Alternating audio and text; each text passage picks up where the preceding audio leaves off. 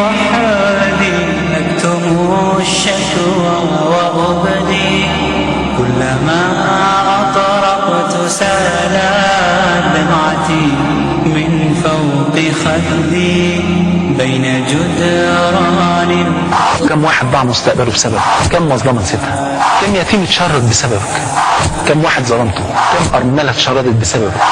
كم بيوت اتخربت؟ كم واحد فقد كل حياته بسببك؟ ولا تحسبن الله غافلا عما يعمل الظالمون إنما يؤخرهم ليوم تشخص فيه الأبصار. سبحان الله، بنت مسكينة كان في رجل، الراجل ده من علية القوم، صاحب مركز كبير جدا جدا، وكان زوجته عايشة معاه ومعاه بنت وولد. الراجل ده كان مفتري، كان ظالم الى ابشع حدود، كان عنده قسوة في القلب، يعني مش ممكن، يعني تحس ان القسوة في قلبه لو وزعت على اهل الارض تغرق. الراجل ده مراته بقى اللي بتحكي، بتقول احنا كنا عايشين في فيلا، وزوجي راح صاحب مركز مرموق جدا وكده، وكان عصبي جدا وما عندوش اخلاق بالمره، وكنا احنا الاثنين ظلمه على طول. اي خادمه ما بتستناش عندنا اكتر من شهر او شهرين من كتر التعذيب والضرب والحرمان والاذى اللي بنعمله. ما كناش بنخلي اي اسلوب من اساليب التعذيب الا لما بنعمله معاه. بتقول في يوم من الايام جه من بلديات هذا الزوج اللي هو صاحب مركز مرموق، من بلديات واحد غلبان جاء له قال له يا سعاده الباشا، بنتي ديت عايزه تشتغل عندك لان احنا مش لاقيين ناكل ولا نشرب، واي مرتب ان شاء الله اي حاجه تديها لنا وكده نعيش بيها. قال له خلاص هشغلك كذا. قال له ماشي، وانا هاجي لك اول كل شهر او ابعت لك حد ياخد الفلوس اول كل شهر. قال له ماشي. البنت يا عيني مسكينه عندها 12 سنه. طب يا بابا ما تسيبنيش، طب حرام، انا ما اقدرش اعيش بعيد عن امي وعن ابويا وحرام عليكم. راح سابها وماشي. سابها وماشي. البنت يعني تتجرع غصص يعني الغربه، وبنت صغيره عيني هتسيب امها. وكان ليها اخ راح يشتغل في الاردن، فكان هو ده بالنسبه لها طوق الامل، انت ربنا يكرمك بقى واخويا يجي. وهو كان بيقول لها كده، بيقول لها حبيبتي لما اجي ان شاء الله هغنيك عن الشغل في البيوت والكلام ده كله، وعايشك عيشه كريمه، وقعدك في الشقه واجيب لك. كان هو ده الامل اللي عندها. المهم يقدر ربنا قعدوا يعذبوا فيها عذاب شديد جدا. الزوجه بتحكي بتقول كنا بنرمي عليها السلك 220 فولت ونكهربها، كنا بنعلقها في السقف، كنا بنربطها، بنأكلها العيش البايت، الطبيخ الحمضان. في عز شهر طوبة كنا بننيمها على البلاط في المطبخ، وكنا بنعمل فيها كل انواع الاذى. هربت 6 مرات، وزوجي بسلطته ومركزه المرموق كان بيجيبها تاني يوم كانت بتكون عنده. قال لما بتيجي طبعا كنا بنسلط عليها كل انواع العذاب التي لا تخطر على قلب بشر. والبنت يعني مسكينه، البنت بتقول ما رحتش بلدي الا مرتين. المره الاولى لما سمعت خبر موت اخوها وهو جاي من الاردن، فانقطع الامل بالنسبه لها. والمره الثانيه لما ماتت امها. بس هم دول المرتين اللي راحت فيهم البلد عشان تحضر جنازه اخوها، والمره الثانيه عشان تحضر جنازه امها. وبعد كده ما راحتش.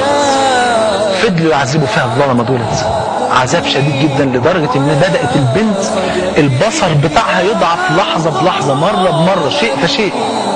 بقت تروح تشتري لهم الحاجه، تنقي الحاجه بايظه مش كويسه، تجيب ده مش لاقيه، مش عارفه، فمش عارفه تعمل ايه. فبدات الناس يشفقوا عليها بقى، هم يروحوا يشتروا لها الحاجه ويجيبوها لها وهي تقدمها، وكل شويه هم ينهالوا عليها بالضرب والتعذيب الى ان عمي بصرها. اول ما اتعمى بصر البنت دي رموها في الشارع، قالها خلاص نعمل بقى ايه. البنت مشيت، فضلت بقى اللي خدها هنا واللي خدها هنا لحد ما وصلوها لدار يعني العمي وكده، فاقد نعمه البصر، وقعدت فيه. يقدر ربنا سبحانه وتعالى. طبعا الكلام ده بعد سنوات طويله البنت قضتها، من وهي عندها 12 سنه لحد ما عندها 22 سنه، تعذيب 10 سنين في بيت هؤلاء الناس. يقدر ربنا سبحانه وتعالى بنت الراجل ده كبرت وابنه كبر، الراجل نفسه طلع على المعاش طبعا بعد ما كان صاحب مركز مرموق جدا، بقى ملوش لازمه في الدنيا دي خالص، فاعصابه بقى هو اصلا ما عندوش اخلاق، بقى ما فيش خالص بالمره، بقى نفسيته بايظه خالص. ابنه اتجوز بنت جميله جدا، لما كبر كده اتجوز بنت جميله ومش عارف ايه. المهم حملت البنت، وطبعا هي فرحانه وما شاء الله يبقى عندنا احفاد ويقدر ربنا المفاجاه الاولى ان البنت تولد ولد اعمى. طب ايه العلاقه بين الولد الاعمى وبين البنت الخادمه اللي قعدنا نعذب فيها لحد ما اتعمت؟ فقعدوا يفكروا يا ترى هي دي قدام دي، ولو الولد خلف تاني برضه البنت هتطلع عمياء ولا الابن يطلع اعمى. فبقوا عيني في حيرة مش عارفين يعملوا ايه. زوجها صاحب المركز المرموق لما شاف الولد طلع اعمى جات له هستيريا، فودوه مستشفى الامراض النفسيه. هم الدكاتره كلموهم قالوا ما تخافوش، ده موضوع مش وراثي ولا له علاقه باي حاجه، دي قدر جت كده، لكن ان شاء الله بعد كده مش هيكون الموضوع ده خالص، وخلوهم عادي ونجيبوا عادي مش مشكله. بعد سنتين شجعوا ابنهم، معلش يا ابني ديك حصلت مره ومش عارف ايه، وفرحنا بقى يا ابني حبيبي، ما بقاش في فرحه في حياتنا، حاول ربنا يكرمك يعني ربنا يرزقنا طفل ولا طفله كده تاني ان شاء الله تفرحنا. وحملت البنت خلاص اقترب موعد الوضع، وكلهم حاطين ايديهم على قلبهم، محدش عارف ايه اللي هيحصل. جت لحظه الولاده، ولدت البنت، ولدت بنت جميله جدا، وبداوا يسالوا الدكتور اخبار النظر ايه؟ قال زي الفل. فرحانين جدا، البنت طلعت بتفتح وشايفه، اي نعم، وكويسه زي الفل. وبعد 6 شهور اتعمت. كانت دي المأساة التانية. فالأم حست، قعدت تراجع نفسها، مش ممكن يكون اللي بيحصل ده كده اعتباطا، مش ممكن يكون الموقف دوت كده، لا لا لا، ده اللي احنا عملناه مع البنت المسكينة ديت، العذاب اللي عذبناه لها، البنت اللي ما كانش ليها حد في الدنيا، اللي اتيتمت بدري، اللي كان ليها أب قاسي تاجر بيها ورماها مقابل كام جنيه وصلوا لها أول كل شهر، لدرجة إن ما شافهاش إلا مرتين في 10 سنين. ده عقاب من الله لنا.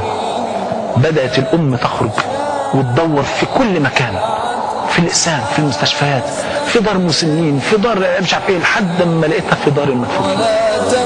ودخلت عليها حضانتها وقعدت تقبلها تقول لها سامحيني يا بنتي، مين حضرتك؟ انا فلانه فلانه. يعني البنت سبحان الله اول ما سمعت الاسم افتكرت كل العذاب اللي شافته في ال10 سنين اللي فاتوا، فلانه اللي كانت بتعمل فيا كذا، فلانه اللي كانت بتكهربني، فلانه اللي كانت بتنامني على البلاط، فلانه اللي كانت بتاكلني عيش زايد، فلانه.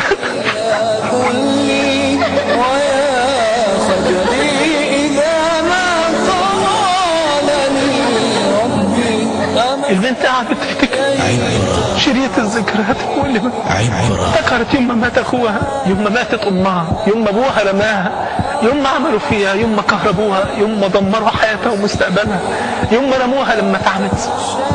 فالام قالت لها مسامحاني يا بنتي، ويوم ده كله شوف القلب الابيض، قالت لها مسامحاني.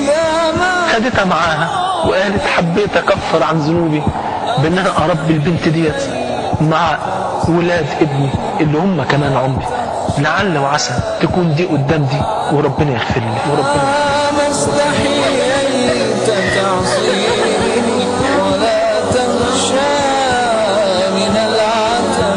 قال النبي صلى الله عليه وسلم لعلي بن أبي طالب: اتقي دعوة المظلوم فإنها ليس بينها وبين الله حجاب. عبرة عبرة عبرة ما استحييت تعصيني ولا تخشى من العتب